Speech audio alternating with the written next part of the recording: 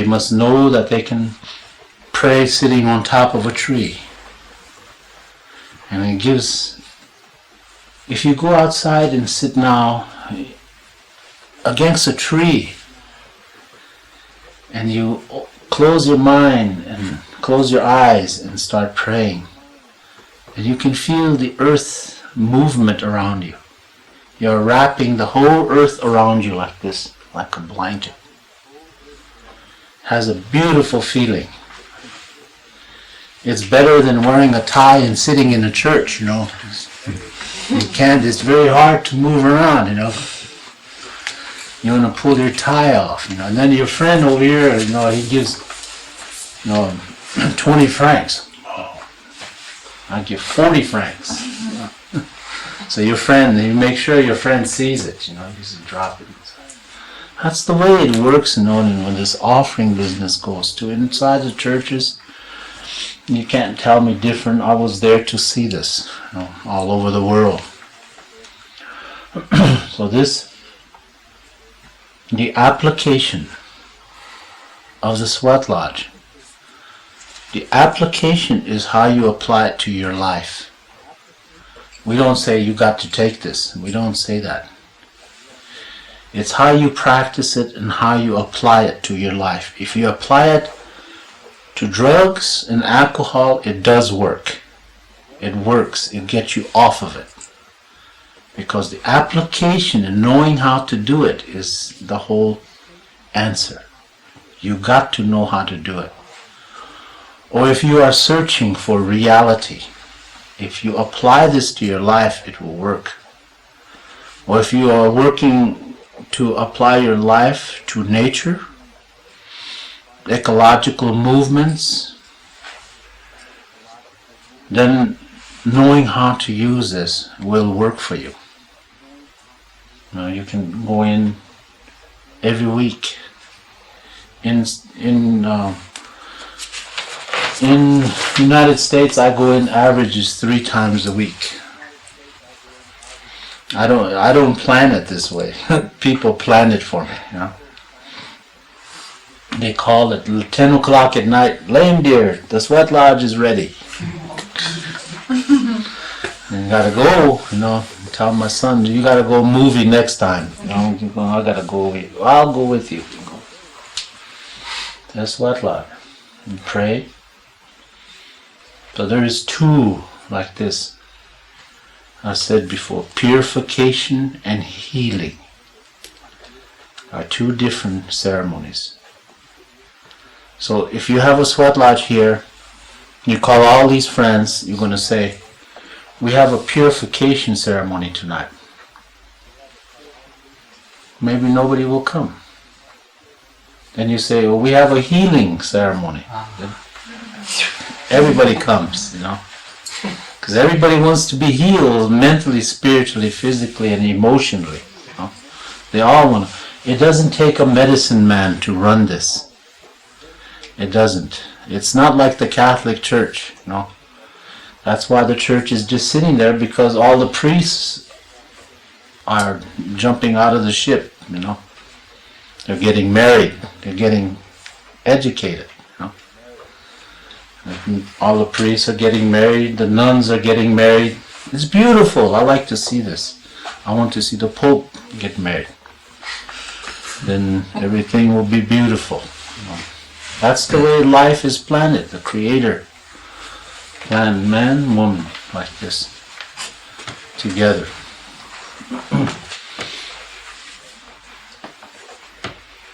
So, if you accept this, once you walk this way of the Sweat Lodge, it's not just 1 week, 2 weeks, it's forever. And then you know everywhere, you know, all the Sweat Lodges throughout Europe. So every country you go to, there's a Sweat Lodge prepared there. You just have to have the address and call ahead of time. What time is your Sweat Lodge in Zurich? Oh, it's tomorrow night. You know, and they know that the way you understand it is going to be that way. So you pray with the people and you go on. Go on all over Europe. The Sweat Lodge people.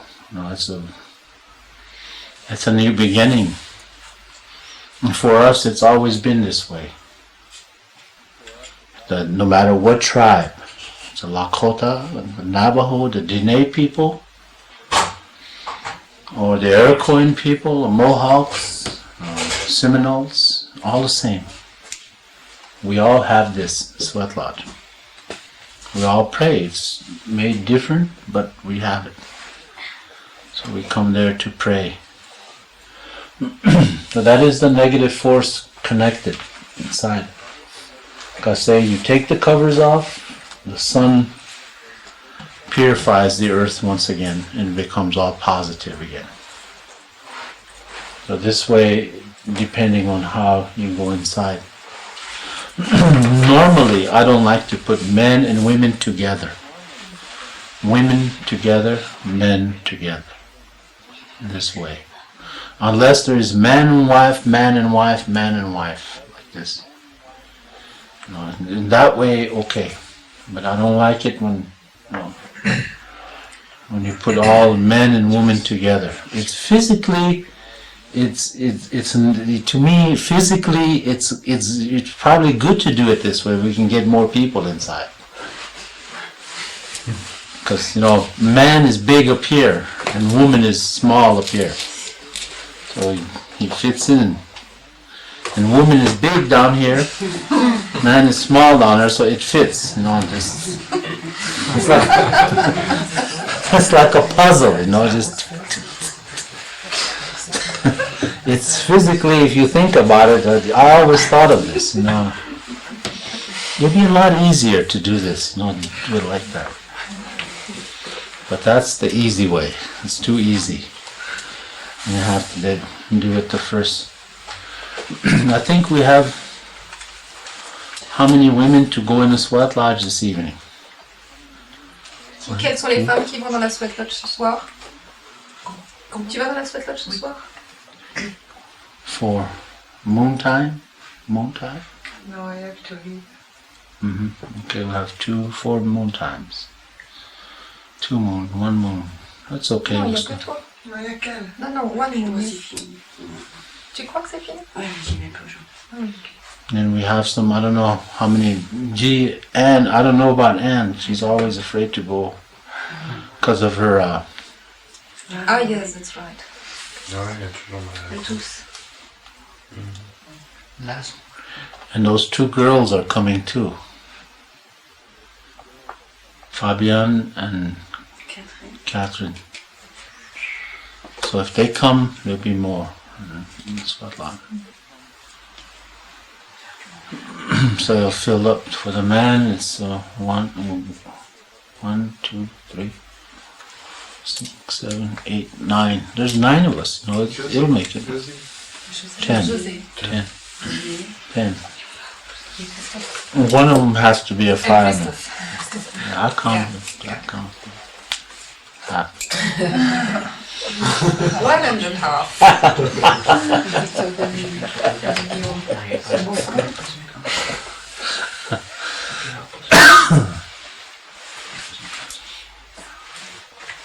Okay. Actually, I like to make an answer. You said negative force. What do you mean by negative force? Negative force, you can look at it this way. If you look at it through Western life, Western civilized man as it is known, negative is no good completely. Okay. To the Indian, negative force is not 100% no good. It's only 50%. Because everything is not bad. It's bad, yes. This is why the supernatural force. That's why we ask the supernatural to come. The supernatural are the negative force. They work with you negative. But they have one job, that's not to hurt you. One job, and that's to make you laugh at your own mistakes, at your own self. That is the negative force. So we don't have, the Creator did not make something bad. No, it's only in Christianity they tell you that he made the devil. You know, he don't know if he made the devil. He was a comparison, you know, is an equal basis kind of a thing, but it's not this way. Negative and positive is equal in all phases of life. You know, in all phases in your life, negative and positive is, but it's not the devil, and it's not the angel. It can go this way, and go back this way. So it's not 100% negative. So our spiritual teaching does not teach something that is 100% bad. It's no good. We have hope for everything that the Creator has made. Nothing is bad. Only mentally we think something is bad, you know.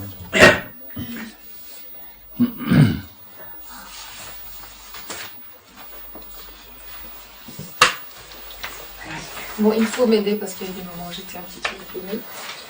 Il va continuer à parler du négatif. Alors il a fait un dessin de la Sweat Lodge et il a manifesté sur son dessin les 4 points cardinaux. Et il y a 16 points autour donc de la Sweat Lodge et les points qui sont en face des points cardinaux sont les zones positives. Et les points intermédiaires sont les zones négatives.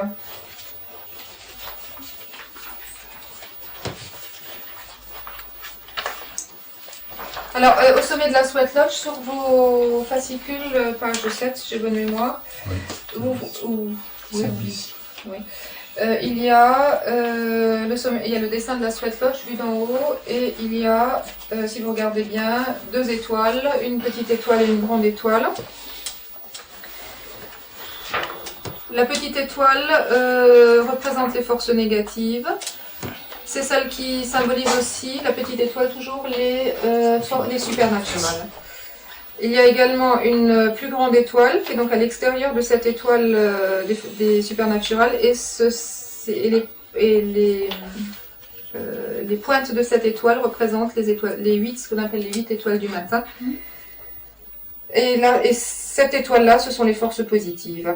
C'est tout en haut il y a 4 cercles de Soul donc qui montent en bas jusqu'en haut pour tenir la Sweat Lodge. Le cercle supérieur, celui qui est le plus haut, c'est le cercle des 8 étoiles du matin et cela matérialise les forces positives. C'est sur ce cercle que l'on met les 104 petits sachets de tabac. Alors là j'ai un morceau qui me manque. En faisant ça, donc en mettant les 104 étoiles mentalement, on amène, je crois, les forces positives et les forces négatives. On invite à venir. Les forces négatives s'en vont. Non, pas encore. Pourquoi? On les invite à venir, les forces négatives et les forces positives à venir. C'est donc une offrande pour cela. Lorsque la Sweat Lodge vient d'être bâtie, on utilise de la sweet grass pour purifier les lieux. Et je reviens aux 104 petits tobacco bags et posé sur le cercle supérieur, c'est également une prière pour les supernaturels. Alors les 4 cercles, donc ceux qui sont horizontaux, de bas en haut, sont celui d'en bas pour les supérieurs, le deuxième cercle pour les associés, le cercle suivant pour les subordonnés, le cercle suivant pour les inférieurs. Ceci fait référence à des choses que des gens ne connaissent pas, mais qui sont un petit peu précisées dans le petit fascicule. Il faudra le passer un peu. Une fois la cérémonie commencée, à un certain point de la cérémonie, les forces négatives s'en vont. Et il faut que vous compreniez que l'intelligence, ce qu'on appelle l'intellect, l'intelligence fait partie des choses inférieures. Ici, dans notre culture, on pense que c'est le summum.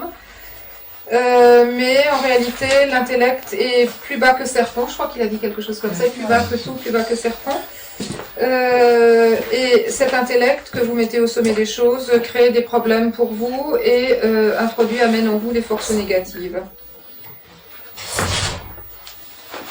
Lorsque vous entrez dans la sweat lodge, peu importe où vous vous posez, où vous vous asseyez, si vous venez avec du négatif, avec imbibé de force négative et êtes assis à un certain endroit, vos sécrétions physiques, c'est la traduction à peu près littérale qu'il a employé, body sécrétion, quelque chose comme ça, vont dans la terre, descendent dans la terre, et à ce moment-là, l'endroit où vous étiez assis devient un endroit négatif dans la sweat lodge. Et cela reste, la personne suivante, lorsqu'elle rentre, même si elle est positive, lorsqu'elle se met à cette place, devient négative. Et s'il y a 6 ou 7 personnes négatives dans la cérémonie elle-même devient négative et elle est faite de mauvaises vibrations, elle n'est pas positive pour vous. Hein.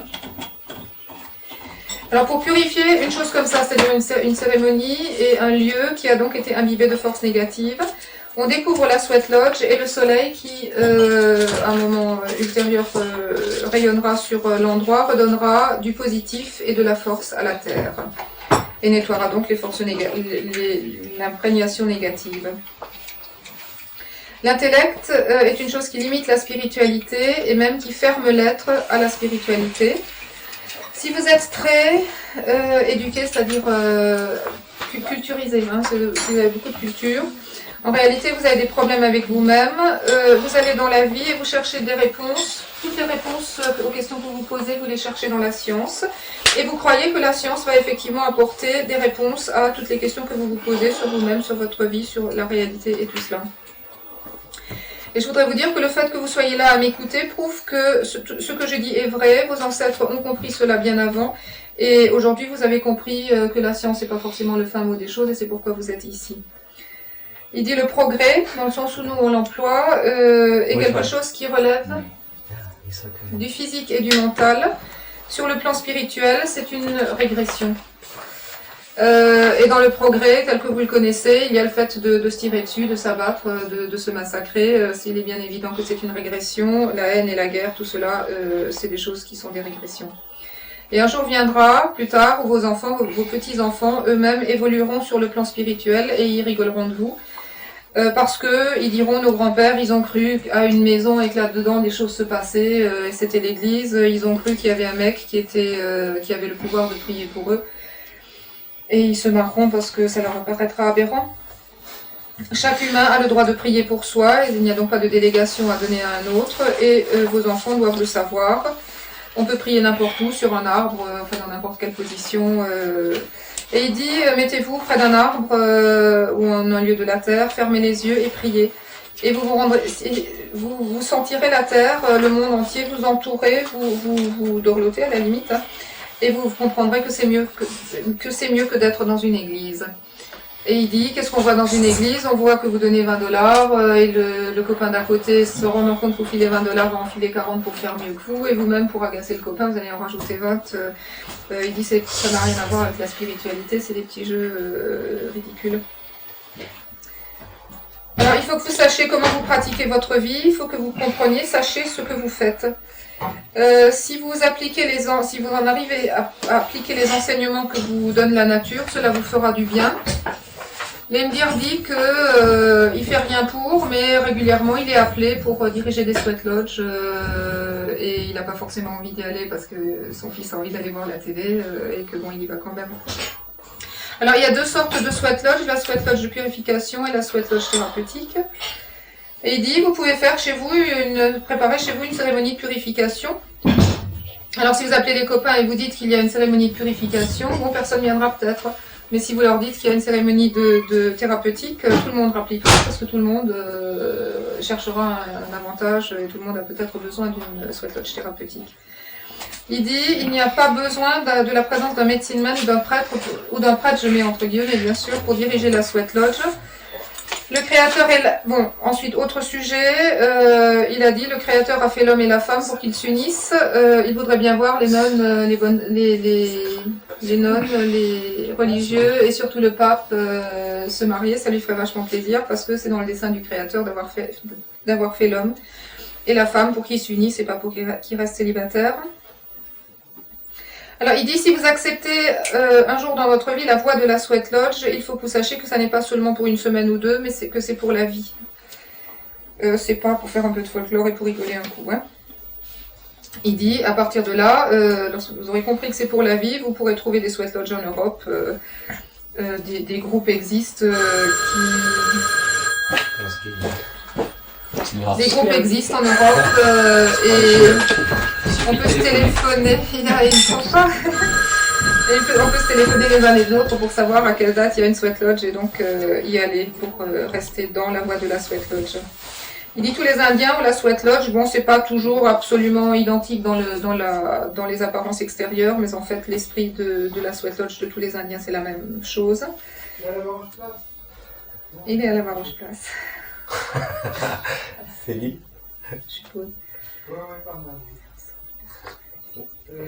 Alors là, il a redit que les forces négatives, le soleil les purifie. Hein. Alors ensuite, il dit comment ça se passe. Il dit que lui, il n'aime pas du tout que l'on mélange les sexes dans une sweat lodge. Il préfère faire des sweat lodges pour les hommes. Enfin, sweat lodge pour hommes, sweat lodge pour femmes, sauf s'il y a des couples, auquel cas il fait des sweat lodges pour couples, mais il pense qu'il y a des choses négatives qui se passent si on balance comme ça les deux sexes dans la même sweat lodge. Il dit, bon, c'est pratique parce que, bon, on vous a montré que on peut aller en quinconce, les nanas, les mecs, ça s'ajuste très très bien les uns à côté des autres, ça prend pas beaucoup de place. Mais il dit, c'est pratique, c'est facile, mais le facile n'est pas le mieux. C'est dit Odile, je vais la chercher à la Baroche Place. Odile. Ah oui, je vois. Les clés sont pas.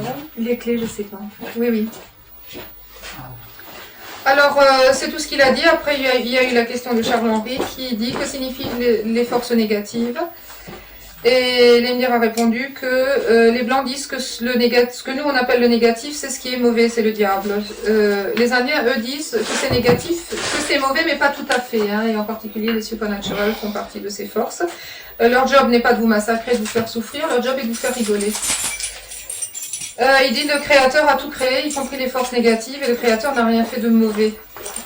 Donc pour le christianisme, le diable est quelque chose de tout à fait à rejeter. Pour les Indiens, le plus et le moins, le négatif et le positif sont des forces qui font partie de la création et qui s'interpénètrent les unes les autres et qui s'échangent à la limite les unes les autres. Hein. Donc rien ne peut être tout mauvais et aveuglément mauvais. Et les Indiens ont confiance dans ce que le Créateur a fait et a créé. Voilà.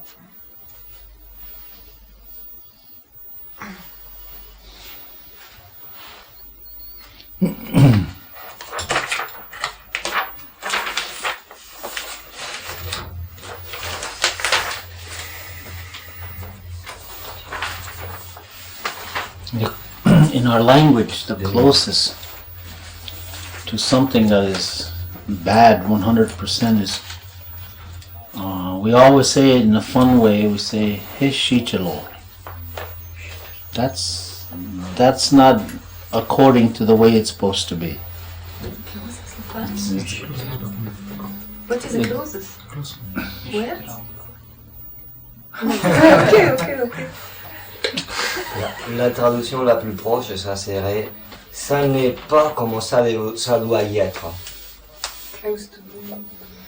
Close, the language, okay? Yeah. In our language, yeah. What we have as definition of bad is what I've just explained. You know? Yes, but I didn't take it. Say it again. Bon, alors tu traduis, Joseph? Well, we have to excuse her because she's all excited for tomorrow. So.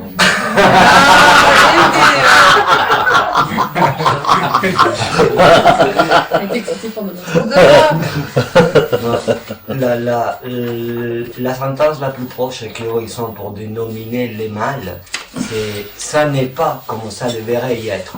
Ah oui, c'est pas parfait, quoi. Voilà, c'est tout, ils disent pas c'est mauvais, c'est mal, ils disent jamais ça.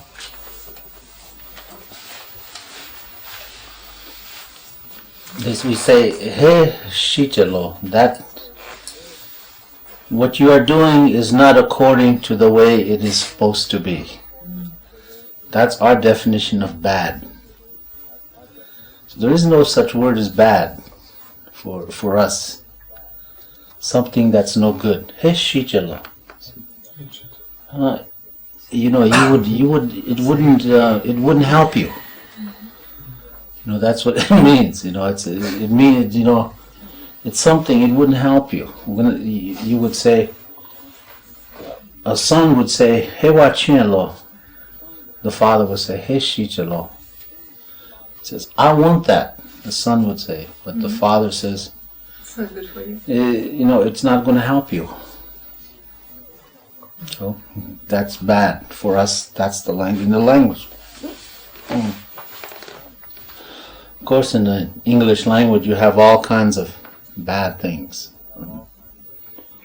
It stems from the language itself. The language itself comes everything that is terrible, bad, negative, it's no good. It'll kill you. Instead of helping you, it kills you. War is no good. We all know that. Hate is no good. Some of us know that. Racial prejudice is no good, but some of us know that also. So it depends on how you put, the language bad. And the Christian had no right to say that bad was no good at all.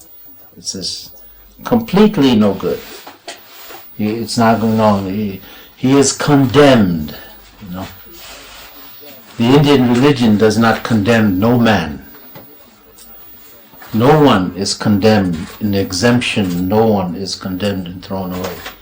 The only thing we can condemn is this, things made by man. We can throw it away, burn it, whatever we want to do, because that's material things. Therefore, the Indian does not attach himself to material things. Like, take for instance, there was a neighbor, and this neighbor used to drink all the time, and he was retired from the army, so he got a lot of money every month, and his main was drinking, and every month he buys new boots, Western boots, 2 weeks he sells it to my dad, the same size shoes. He'd take them off. "Here, lame deer, give me a gallon of wine." My dad gives him a gallon of wine, gives him regular shoes. He's happy 2 weeks, pension day, another new pair of boots, 2 weeks. So my father had many boots, inside of the car, in the back. He always travels like this, because there was a trick, for him. And when he goes to visit all his friends all across the reservations, somebody, beautiful looking boots, $200 for boots, They look at us, "Oh, lame deer, I like your boots." "Oh, sure." Goes to the car and puts on another pair.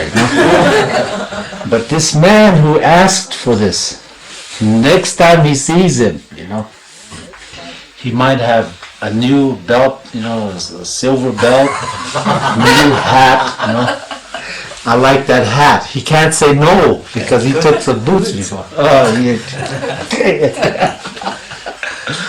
See, you can't attach yourself. My father did this way, He always gave away boots, Everybody liked my father because he's always giving away nice boots all the time. But when he asks, you have to give. I seen him walk up to one of his nephews. He's an older man, and now he said, "I like that horse and saddle." Oh, the nephew was ready to cry. He took the horse and bridle and just gave it to him, Saddle, horse, everything. My father took it and he gave it away too, But this is the way in the Indian world it goes, Always giving, giving, giving. Never asking something in return. For all good things have a way of coming back. But it comes in twos. You give something, two comes back. It always comes like this. So it gives you that feeling of giving, I like that. Sure, take it. Now that's why I have no rings. I started off this trip with 3 rings. You know, some people liked it. So I don't like rings anyway. You know, so it doesn't bother me. I like your clock. That clock, everybody likes this clock. Everybody likes this clock, and I tell you, there's a story behind this clock. C'est pas qui lui donnait. The man who owned this watch, the man who owned this watch outlived 4 wives. He was given this watch by the Swiss people in 1946. For services he gave an Indian doctor named Dr. Redhorse.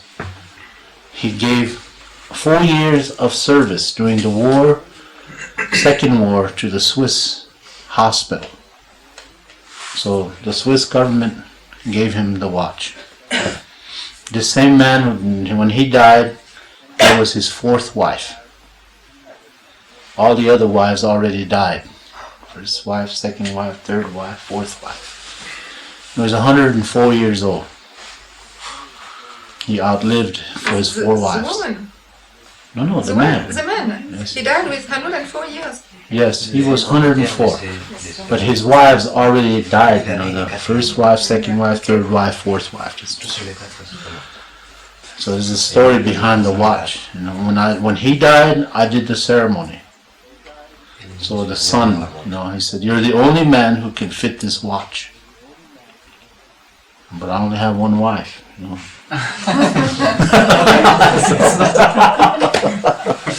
Maybe I got a long ways to go. I have 54 years before, 54 more years, so maybe I have 3 more wives. I don't know, this Swiss watch. Yeah, the story behind it. I try to, many times I think about giving it away. Sometimes some of my uncles and grandfathers, they asked if I sure like that watch. I'll go get another watch and give it to him. This man's sentimental thing, you know, attachment to this man. He was a good man. He was a medicine man, a spiritual holy man among the Nez Perce Indians. You know, we call them the hole-in-the-nose people, you know. And he was a chief, and he was the holy man. But he could not practice his healing, because in those days you had to be a doctor by degree. So he went to school and became a doctor in 1911. And this man, if you break a leg, even to the time he died, if you break a leg, he will have you walking in 3 days, completely healed. Or if the bone is broken over here and mended like this, he will break it and set it back. And he worked spiritually. So many people knew him, and they went to him with broken bones. He set them. He didn't need no shots. He didn't. But they can't say nothing because he is a doctor. He has a diploma. So the medical practice, the American Medical Association cannot say malpractice because he is a doctor, but he is a spiritual man at the same time. So he fixed many people this way. Indians, non-Indians alike, anybody. He fixed all people's bones, mended them. So it's this kind of story, you know, I respect this man very much. A man like this, who was a spiritual man, a holy man, who accept the modern medicine of today and became a doctor, but practiced his ancient ways and put them together.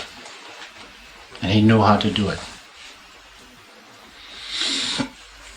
I don't know how he could outlive 4 wives. That's one thing I don't know yet. I don't want to know this. I don't think. It'll be very hard. If any of you find the answer, let me know. The four at the same time? No. Ah, Non, okay. successives, elles sont One pas- right after another. Okay. Il en a épuisé The 4. same time it's possible also. Oui, mais il est mort à 100 il y avait du son. Depends where you are living.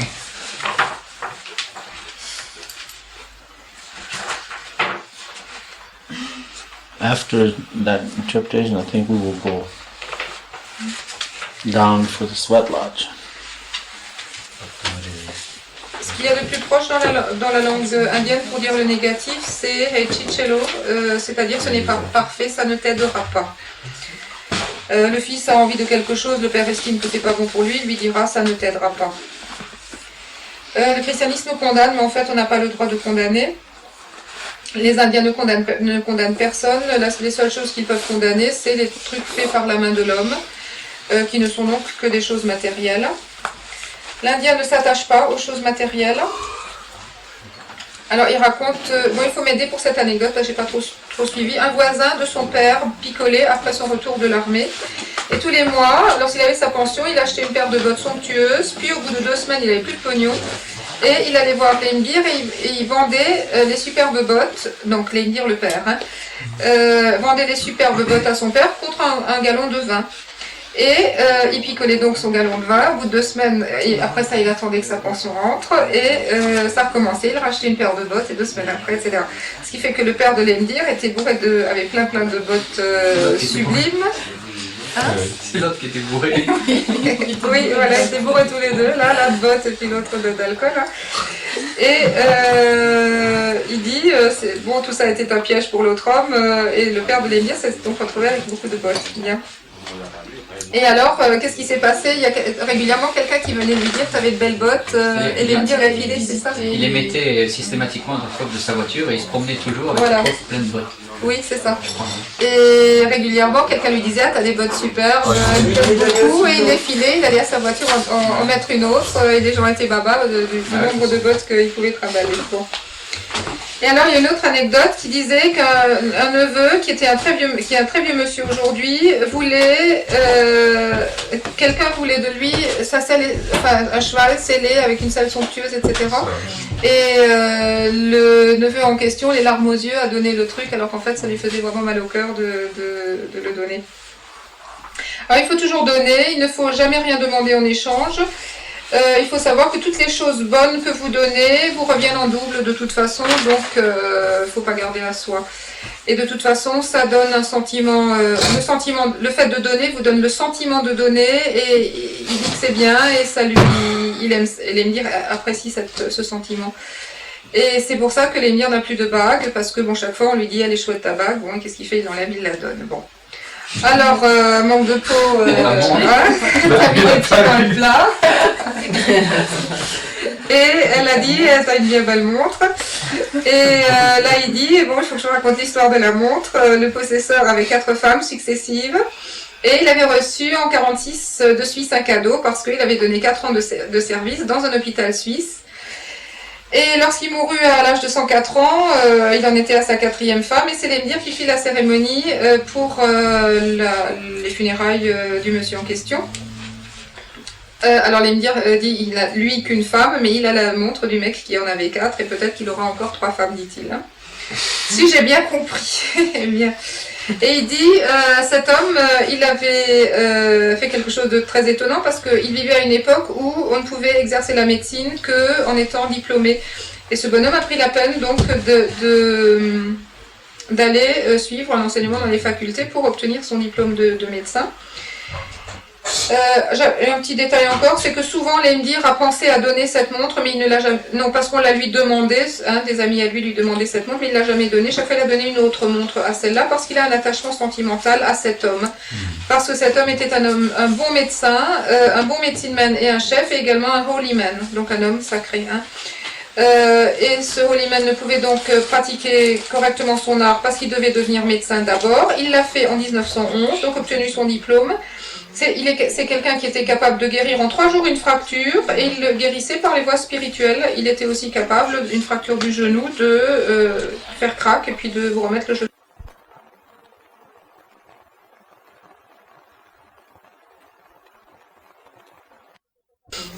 C'est quelqu'un qui était capable de guérir en 3 jours une fracture et il le guérissait par les voies spirituelles. Il était aussi capable, une fracture du genou, de faire crack et puis de vous remettre le genou.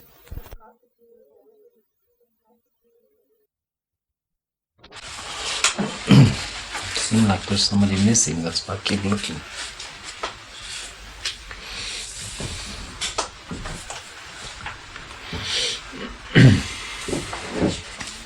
I think for the new people, we've covered almost about everything on negative. And most of you people who've been coming have no explanation of the negative that all the people we talked about in the last 2 days of talking about negative, bad, everything. So one way, these new people are ahead of you in negative. You're ahead of them on the positive. So you bring the negative up to turn it to positive.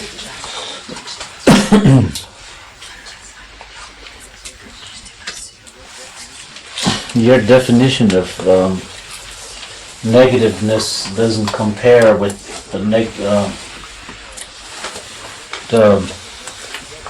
your definition of negative does not compare with our definition as an Indian negative. It does not compare because we have nothing bad among the Indian. Where you have everything is bad, bad, bad, bad. That's no good, no good, no good. Nothing is no good. That is your definition of bad. In the English language, the definition of bad is something that is not good for one's self. That is a definition. But to the Indian, it has not the same definition.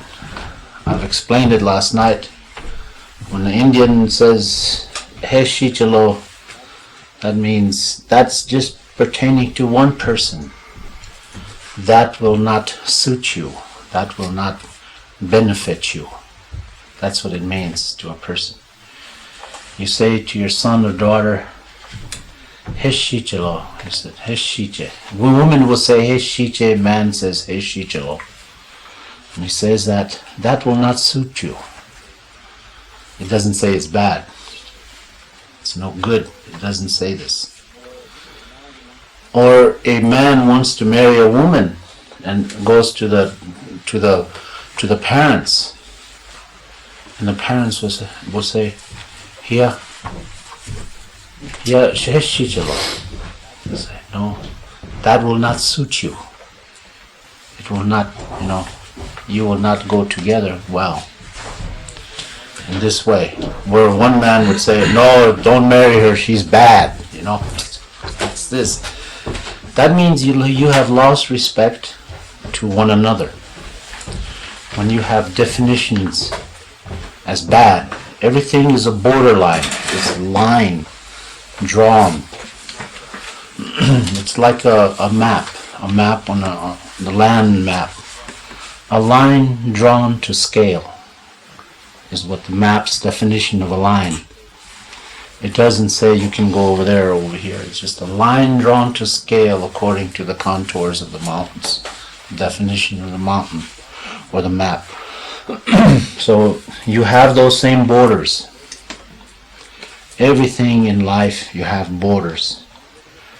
But you look at the Old Testament, there was no borders.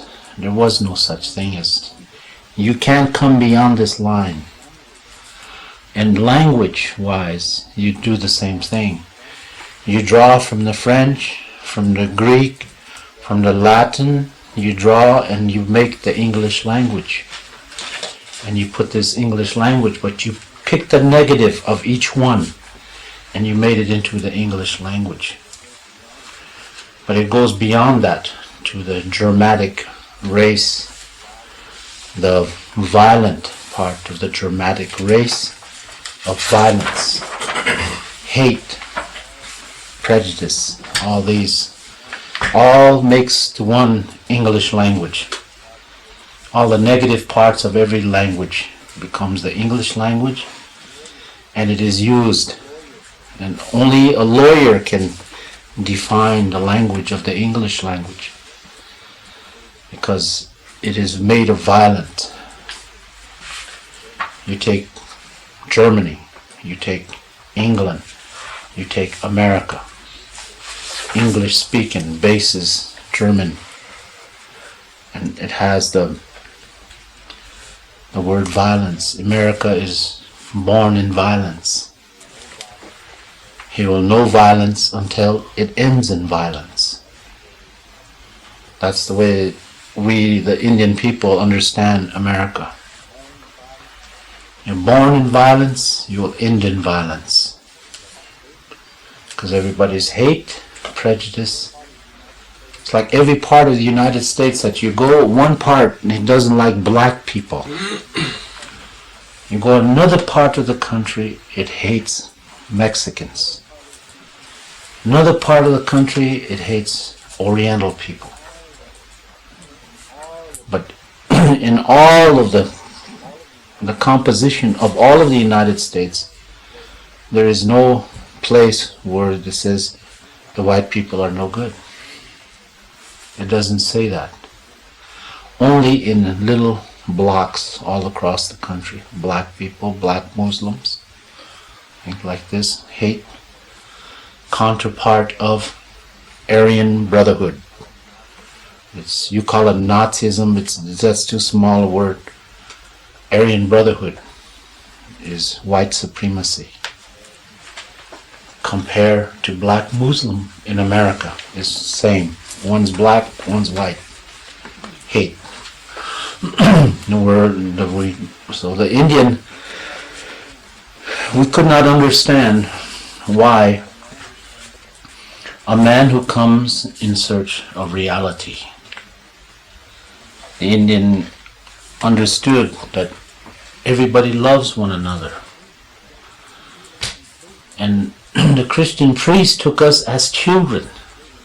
Surely there are children because they don't know hate. They don't know violence. You know. And they treated the Indians in this way. You know, with the Christian church, the padres, missionaries who come, treated the Indians like children. But when they practice their religion, they call them heathens. They're savages. You know. And this is always that line that the Indian understands, you know, what. In the beginning it was like this until the Indian today is educated. Indian becomes educated. I'm compared to you, you know, just the same, on the same grade level. I can do the same writings that you can, I can do everything. In less than 50 years. 50 years ago and beyond, my people could not read, they could not write, they couldn't do nothing. They didn't know these, electricity. We didn't know how to do nothing. And in 50 years we caught up with what you call modern civilization. We learned in less time. The only race of people in this world that caught up that fast. In less time to become educated. But yet we are still connected to the old ways.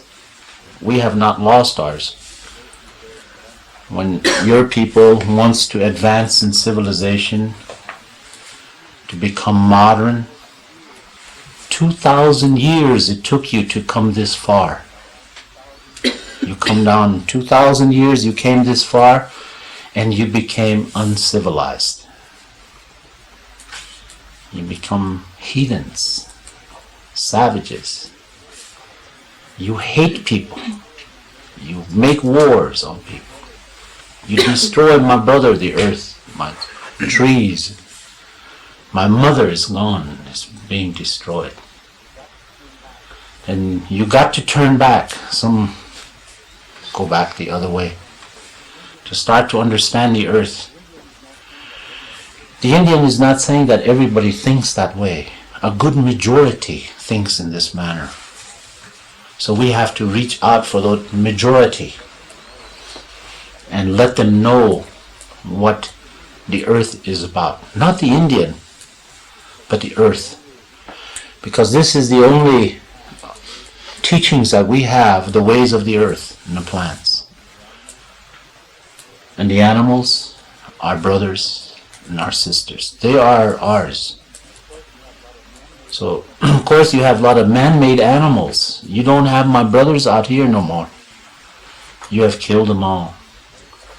You have turned them into horrible things. You have turned them into my wild brothers, the deer who ran.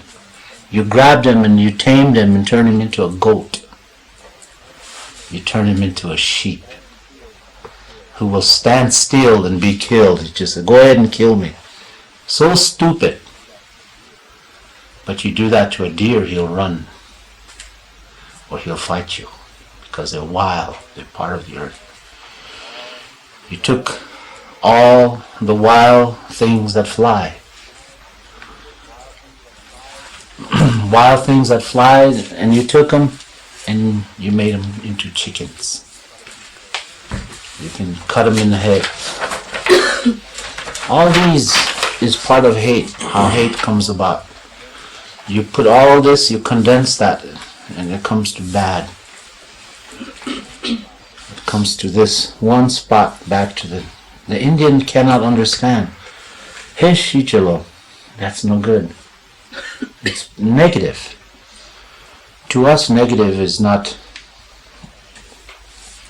what you call negative is bad, because we have our 8, like I've mentioned, the 8 supernaturals. And their job is to make sure that you stay in the balances with everything that is positive. So you become positive. But at the same time, positive and negative is side by side, together. You cannot put negative below and positive up here. It's like drinking coffee. You drink too much coffee and you're like this. And you eat lots of sugar and you're okay. You know? Negative and positive works the same way. You have to keep them balanced. If you drink too much coffee, you be like this. If you eat too much sweet stuff, you go like this. So you have to balance negative and positive inside of you. The way the Indian does this is with prayers. Do you know that you can drink 2 or 3 cups of coffee in the morning and don't be like this? It's a matter of here. It's a matter of prayer. It's a matter of meditation. You can take a cup of coffee and sit early in the morning. I don't mean it. To some of you, early in the morning is 7 o'clock. You know, that's middle of the morning. You know, early in the morning is 4 o'clock, 4:30, something like this. That's early in the morning. Before those feathered brothers get up, before the birds get up, you get up.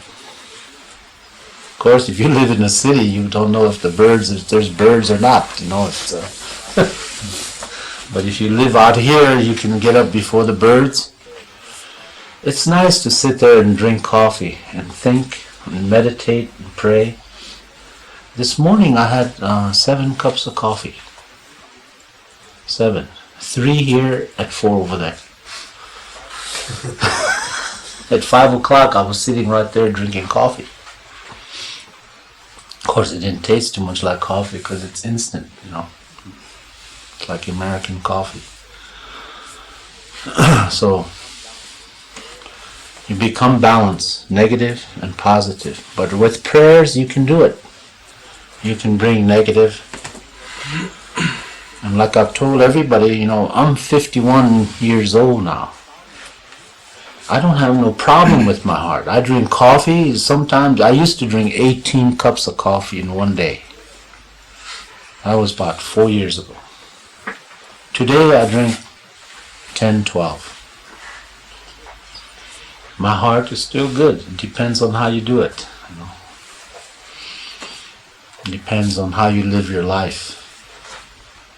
Same way with salt. They tell me, don't use too much salt. I have to use lots of salt. I gotta go in the sweat lodge. I have to drink a lot of coffee. Because coffee makes your head sweat.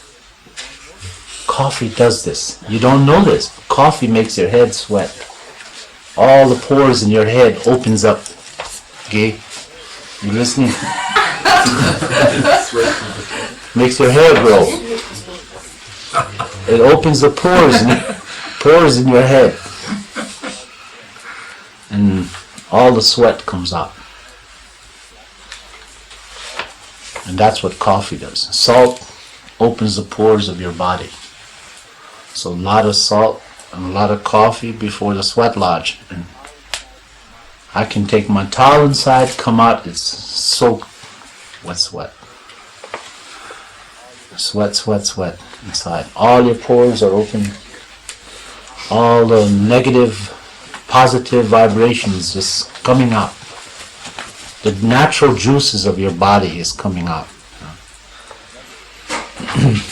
And negative, all the negative comes out. You feel good, you know, when you come out of the sweat lodge. You feel very light.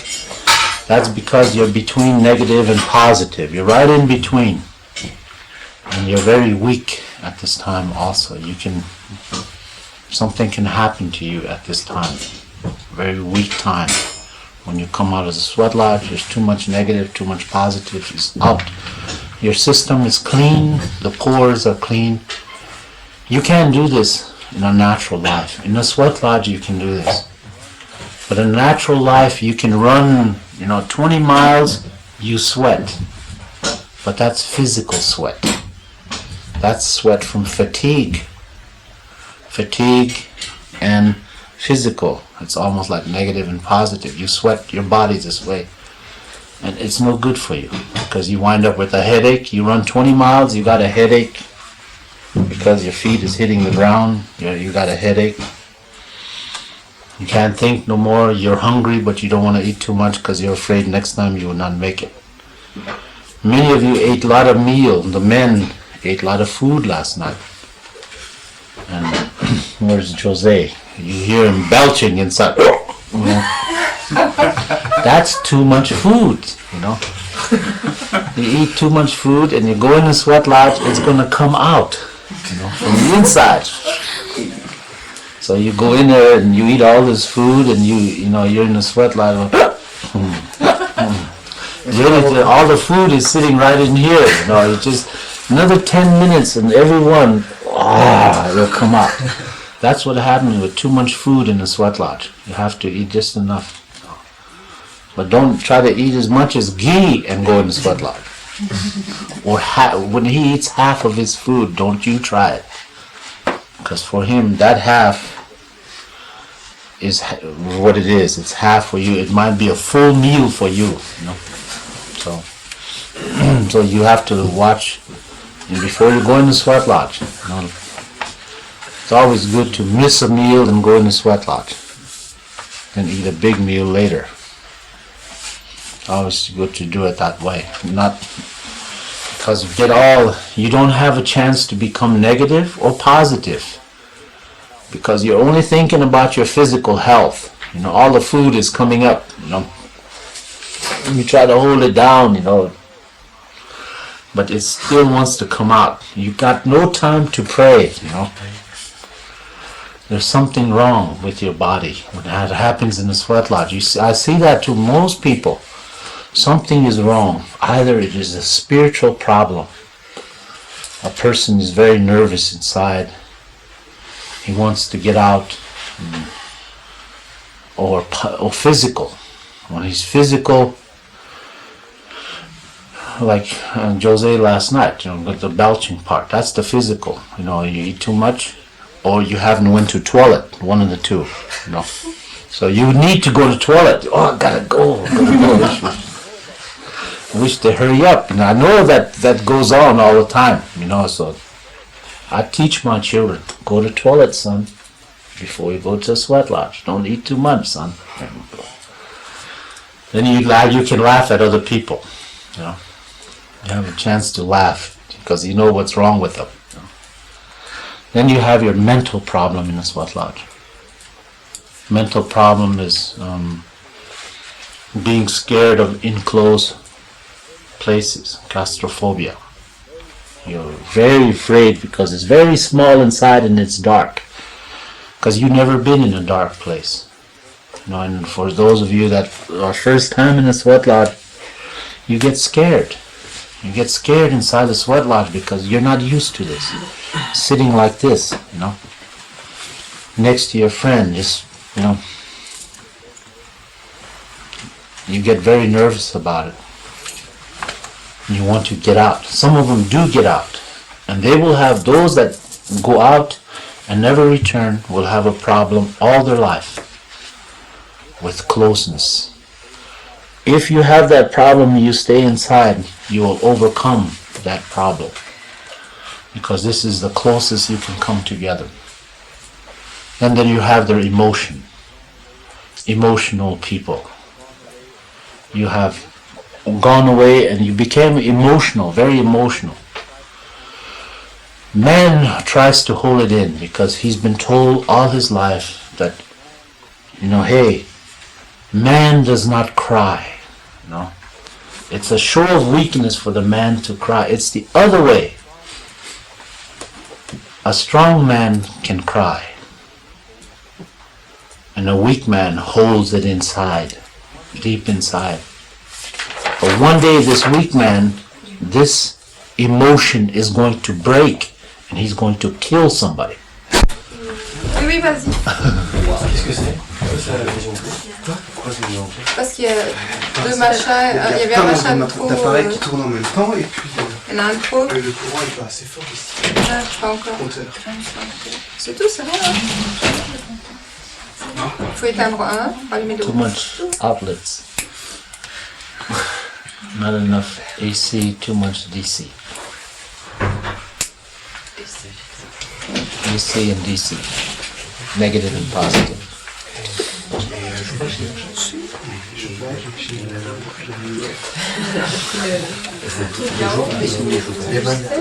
It is interesting because last night I picked up my father's book and I was reading it.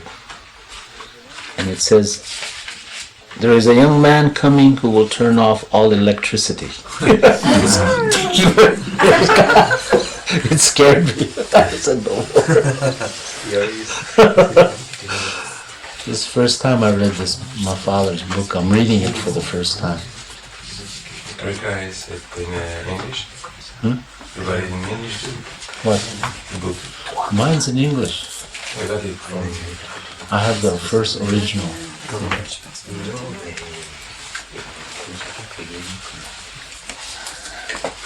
Pour changer.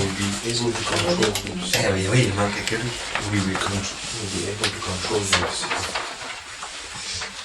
Alors je pense que pour les nouveaux, on va parler de, comme on a déjà commencé à parler hier, de parler du négatif.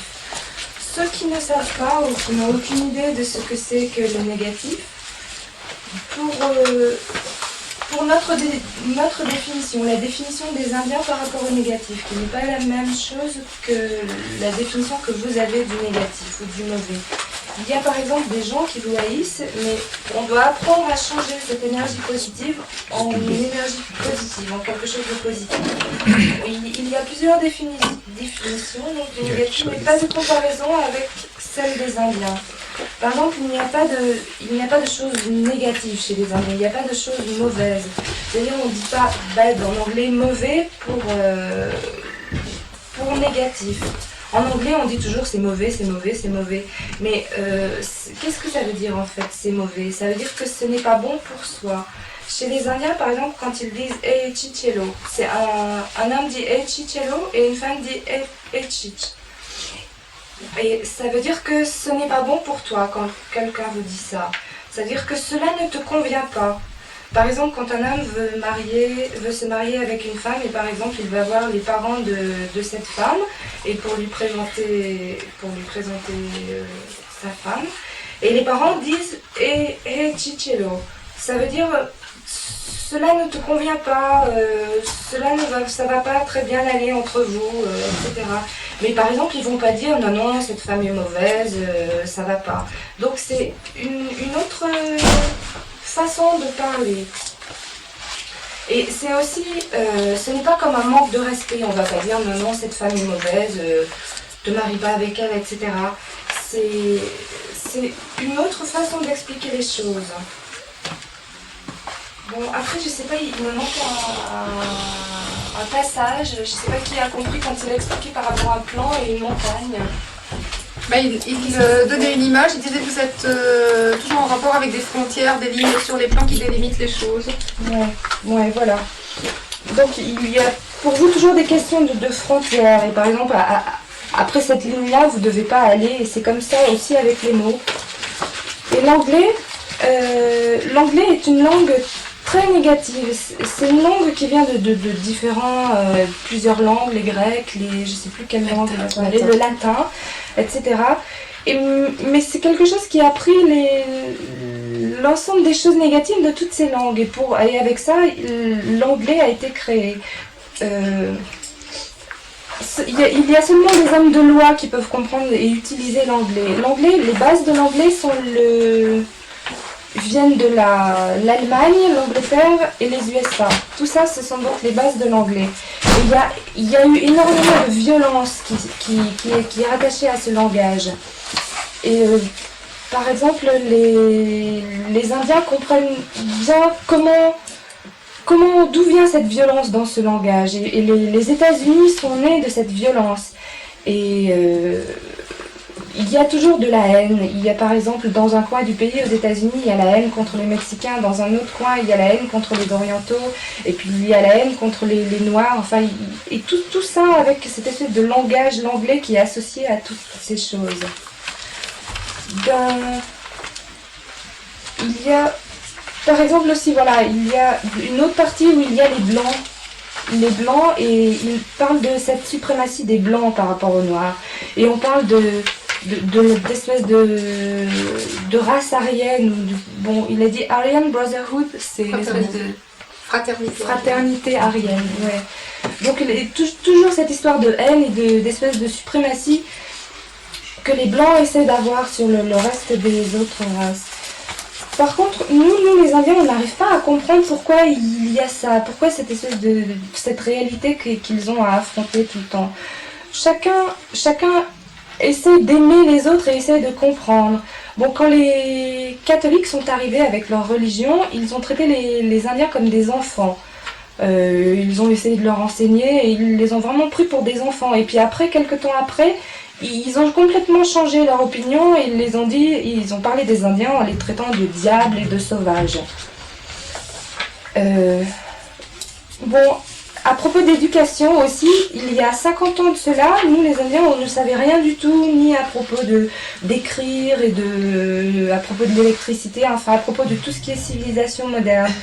Et en 50 ans seulement, on a été impliqués dans toute cette histoire de civilisation moderne. Et donc on essaye d'apprendre et de s'intégrer seulement en 50 ans à tout ce qui est votre civilisation. Et donc jamais dans un endroit du monde ce changement a été fait aussi vite. Parce que nous les Indiens, on est toujours connectés avec les traditions, avec le monde des anciens, avec des traditions qui ont plus de 2000 ans. Et seulement très très vite, en 50 ans, on est obligé d'apprendre et de comprendre tout ce qui s'est passé et qui fait que la civilisation moderne est comme elle est maintenant. Et ce que vous êtes devenus. Bon, vous êtes impliqués dans des guerres, dans des haines. Et aussi, vous avez fait énormément de mal à ma mère, la Terre. Il y a eu énormément de haine aussi envers les autres. Et la Terre a été très abîmée, très souffre beaucoup, voilà. Les Indiens disent qu'il faut atteindre à une bonne...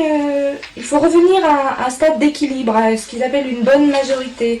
Et ça ne veut pas dire qu'il faut revenir seulement aux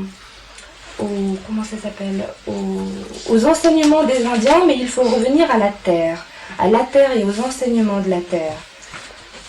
Et aussi revenir et comprendre les animaux qui sont nos frères, nos sœurs. Les animaux, vous les avez tous tués ou alors vous les avez changés en quelque chose de complètement différent maintenant, en quelque chose de mauvais, de pas bon pour eux maintenant. Vous les avez changés, par exemple, les animaux sauvages ou les chèvres ou les cerfs sauvages, qui sont devenus des moutons, des chèvres ou des moutons. Et toutes les choses sauvages qui volent aussi, tous les oiseaux sauvages, donc vous en avez fait des poulets que vous élevez et que il n'y a plus rien de sauvage, plus rien dedans, dans tous les animaux. Et tout cela, c'est devenu mauvais. Hey Chichelo, ça veut dire que ce n'est pas bon, ce n'est pas bien.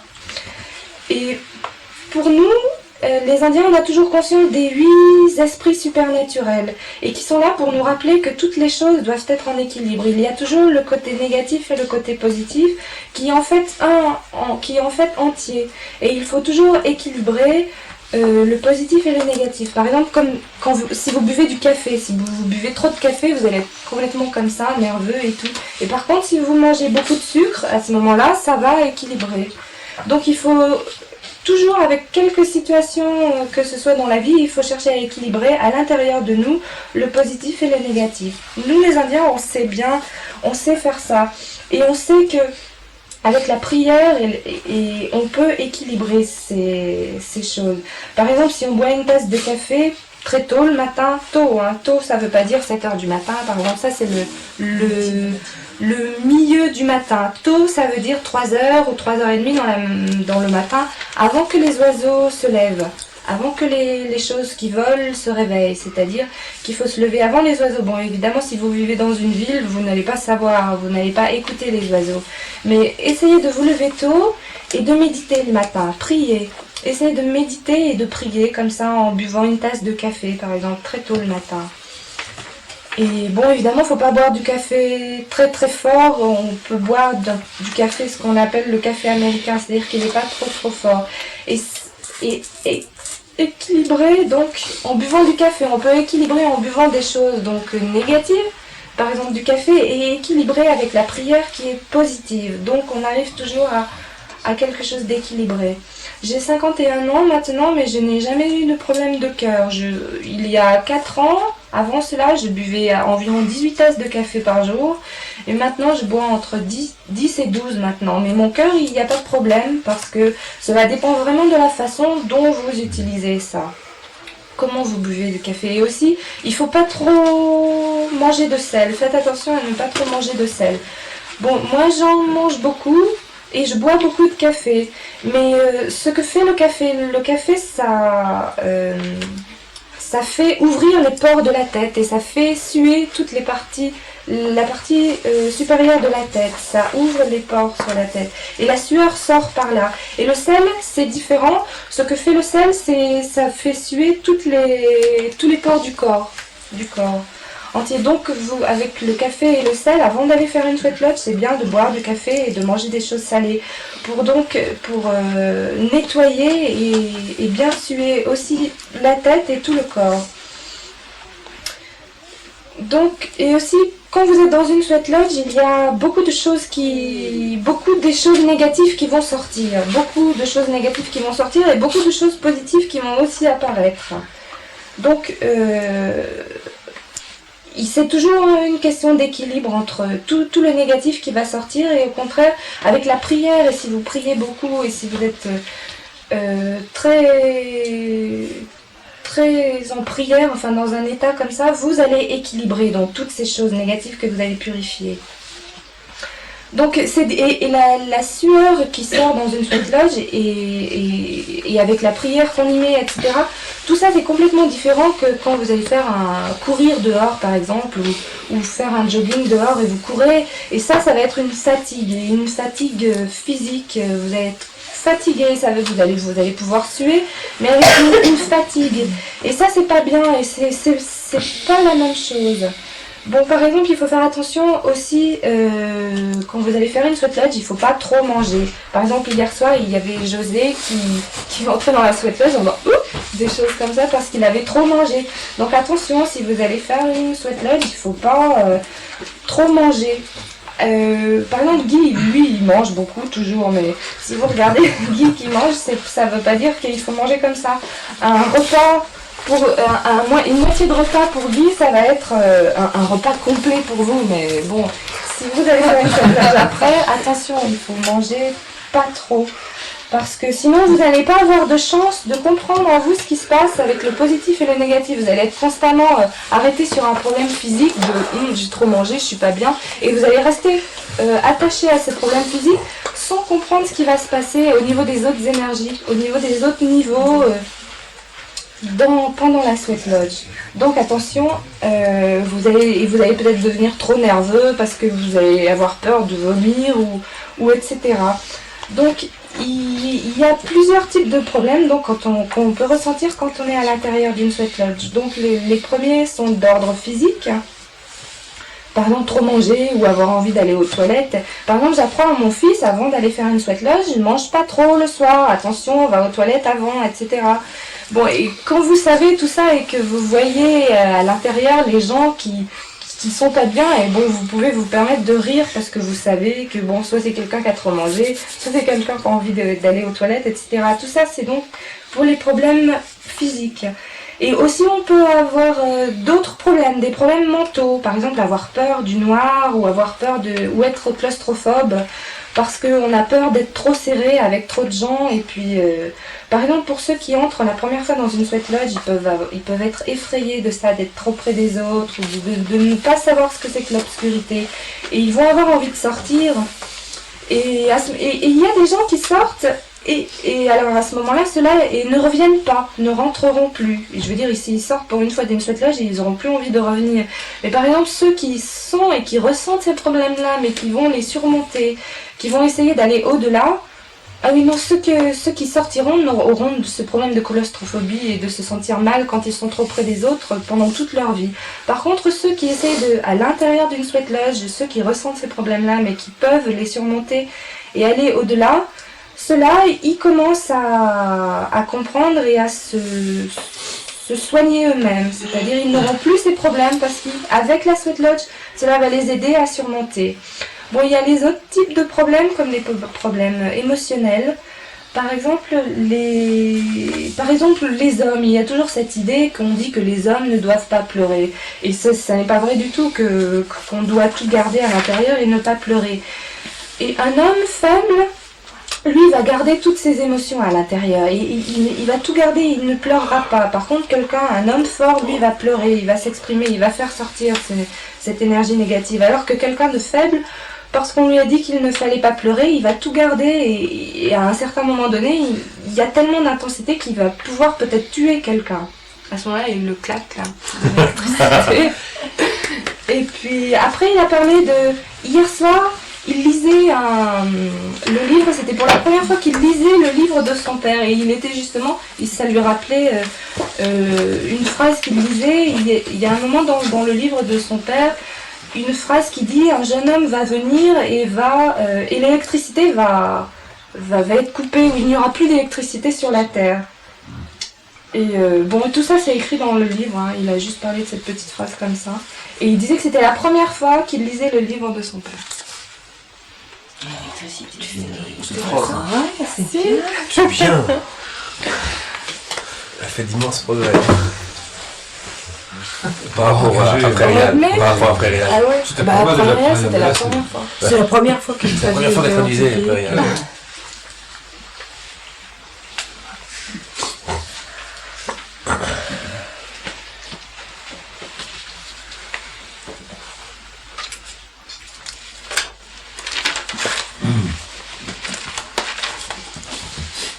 There's one thing that I have never explained on the 16 Great Mysteries.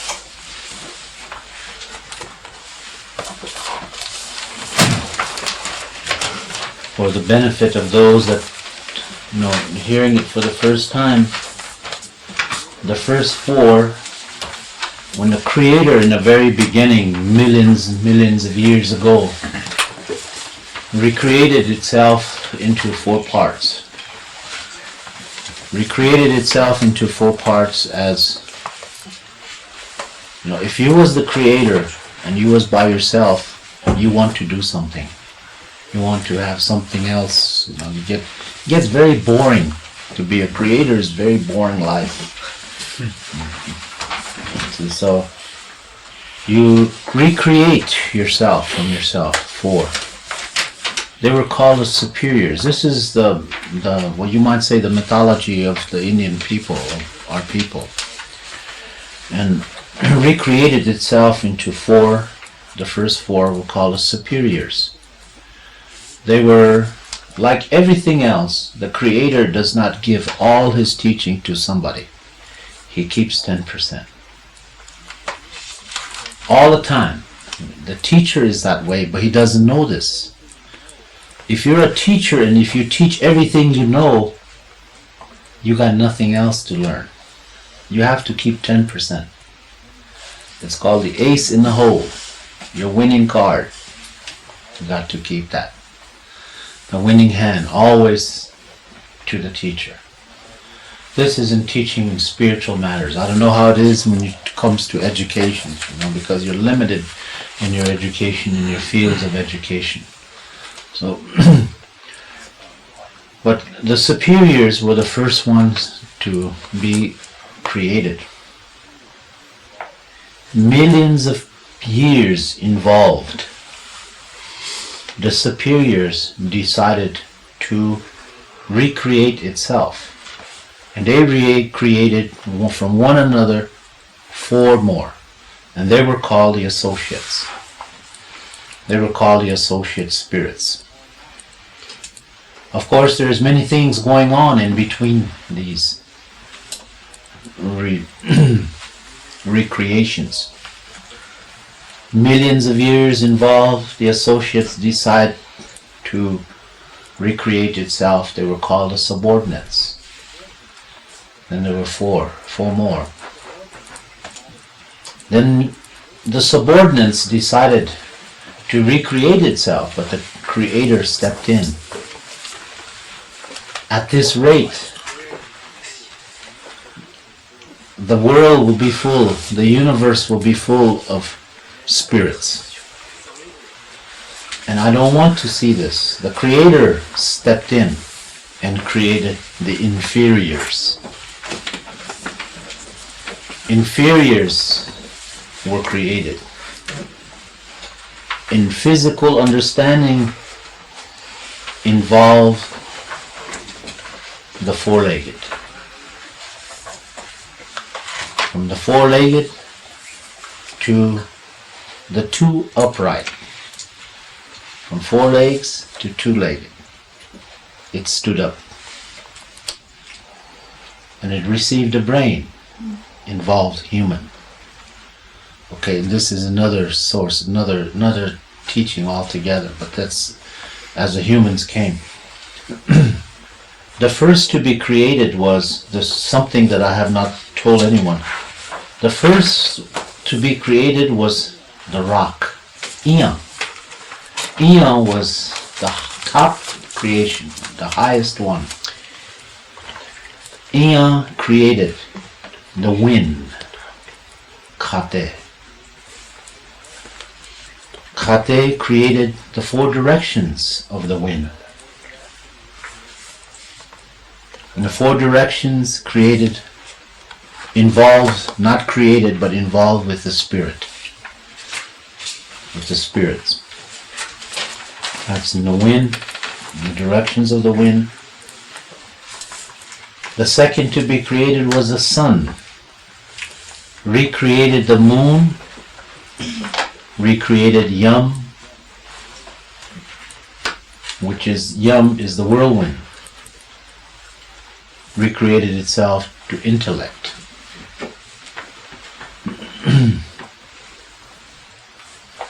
Shichu is the name of intellect. If you look at that word Shichu, When the European man came, this word also came, washitu. An intelligent man has come. Little did we realize that he was a primitive man. He was not intelligent. Intelligent to invent things, but very primitive spiritually, lost everything. The third to be created was the earth, Mankha. Contention, Yung, passion. Recreated buffalo, the human. The human race was created. That was on the third. And it recreated itself to immaterial. And that's the way you are supposed to be. You are from the Buffalo Nation. All people, not the animal buffalo. The name for us was Tatanka. Tatanka was created. At this time, recreated itself into a human. Tatanka definition is a thing destined to reach the highest order. That steps the human again. This is the human. Has been given this. It's called, the word, simple word is buffalo. It doesn't mean nothing. Tatanka has a more meaning. The word buffalo, the definition of Tatanka today is, many people say it's a buffalo, it's bison. And theirs was, the inferior part was material. Today, in the beginning, it was immaterial. Immaterial. We talked about this yesterday. Immaterial. You have material things. When they take it away, it hurts you. You know. You think about it. If you lose your car, you know, some of them, I see people crying because their car is smashed, you know, with tears coming down.